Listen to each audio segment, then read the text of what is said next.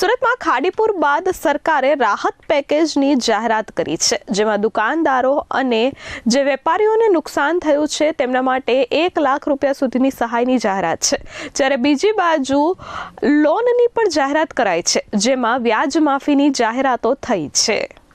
સુરતમાં 6 જુલાઈએ પડેલા ભારે વરસાદના કારણે સર્જાયેલી પૂરની પરિસ્થિતિના કારણે શહેરના અનેક વિસ્તારોમાં જળબંબાકારની પરિસ્થિતિ સર્જાઈ હતી અને વેપારીઓનો લાખો રૂપિયાનો માલ પલળી ગયો હતો। રાજ્ય સરકાર દ્વારા પૂરમાં અસરગ્રસ્ત વેપારીઓ માટે આજે રાહત પેકેજની જાહેરાત કરવામાં આવી છે। પૂરના પાણીના કારણે નુકસાનની બદલ વેપારીઓને ₹7,500 થી લઈ 1 લાખ રૂપિયા સુધીની સહાયની જાહેરાત કરવામાં આવી છે। આ ઉપરાંત વેપારીઓ ફરી પોતાનો ધંધો કરી શકે તે માટે ₹30 લાખ સુધીની લોન અને વ્યાજ સહાયની પણ જાહેરાત કરવામાં આવી છે। મહત્વનું છે કે રાજ્ય સરકારે જાહેરાત કરી છે કે વેપારીએ રોકડ સહાય અથવા વ્યાજ સહાયમાંથી કોઈ પણ એકની પસંદગી કરવાની રહેશે। પ્રક્રિયાની એકદમ પારદર્શક કઈ રીતે રહી શકે, સૌ લોકોને ઝડપથી લાભ કઈ રીતે મળી શકે તે માટે રોકડ સહાય અથવા વ્યાજ સહાયમાંથી કોઈ પણ એકની પસંદગી કરવાનું રહેશે। જેવા લોકો 5 લાખથી બી અંદર જીએસટીમાં છે તેવા લોકોની બી આમાં ચિંતા કરવામાં આવી છે। તેવા લોકોને સીધા 1 લાખ રૂપિયાની રોકડ સહાય મળશે। જે જીએસટીમાં ભરી રહ્યા છે એવા લોકોને આ વ્યાજ સહાયથી 5 લાખ રૂપિયા, 8 લાખ રૂપિયા અને 10 લાખ સુધીનું વ્યાજ સીધું રાજ્ય સરકાર ભરવાનો નિર્ણય લેવામાં આવ્યો છે। તમામ લોકોને પહેલા જ દિવસે અપીલ કરવામાં આવી હતી કે આપ પોતાની દુકાન, ફેક્ટરી કે જે કંઈ ધંધો ચલાવો છો, જો ત્યાં પાણી ભરાયું હોય, નુકસાન થયું હોય તો એનો વિડીયોગ્રાફી અને ફોટોગ્રાફી એ મોબાઈલમાં લેવું, જેથી આને સરળતાથી અપ્રુવલ કરીને આ લોકોને લાભ આપી શકીએ।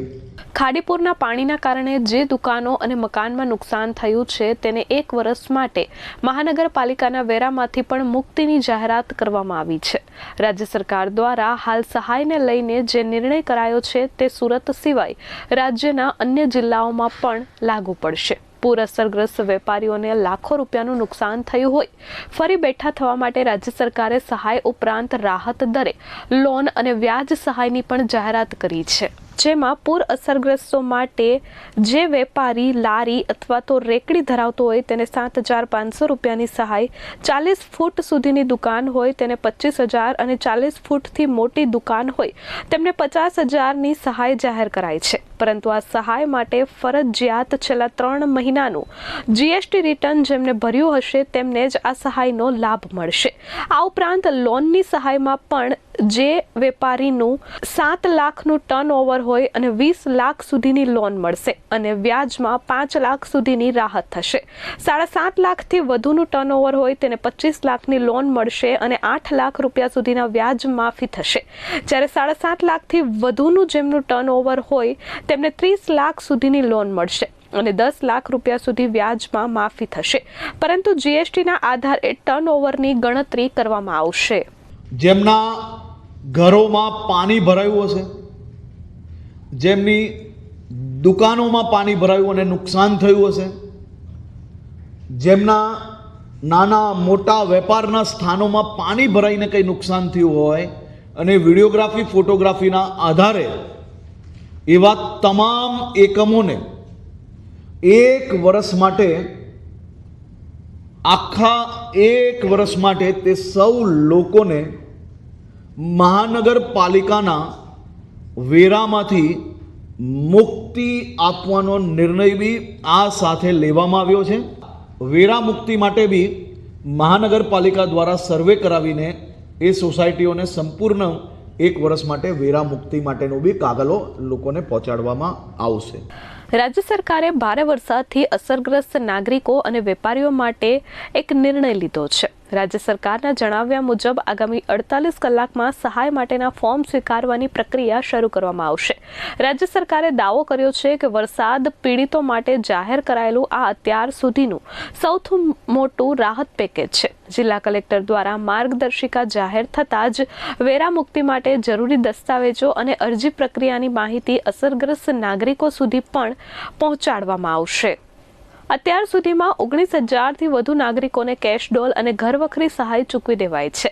ખાસ વાત એ છે કે પ્રથમ માળે રહેતા અને પાણી ન ભરાયા હોવા છતાં રોજગાર પર અસર પડવાથી નોકરીએ જઈ રહ્યા હોય ન ગયા હોય તેવા લોકોને પણ સહાય આપવામાં આવી છે. આ ઉપરાંત શહેરમાં સ્વચ્છતા અને આરોગ્ય સેવાઓ ઝડપથી પુનઃ સ્થાપિત થાય તે માટે ડોર ટુ ડોર આરોગ્ય તપાસ, મેડિકલ કેમ્પો અને વિશેષ સફાઈ અભિયાન ચલાવવા પણ સૂચનાઓ આપવામાં આવી હતી. છેલ્લા એક અઠવાડિયાથી 9,000થી વધુ સ્વચ્છતા કર્મચારીઓ સતત કામગીરી કરી રહ્યા છે.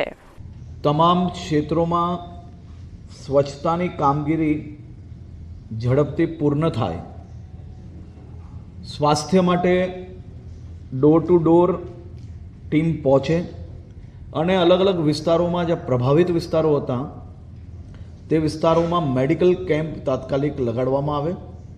આ તમામ કામગીરી મહાનગરપાલિકાની ટીમ તથા રાજ્યની બીજી મહાનગરોમાંથી બી સ્વચ્છતા દૂતોને સુરત મોકલવામાં આવ્યા હતા.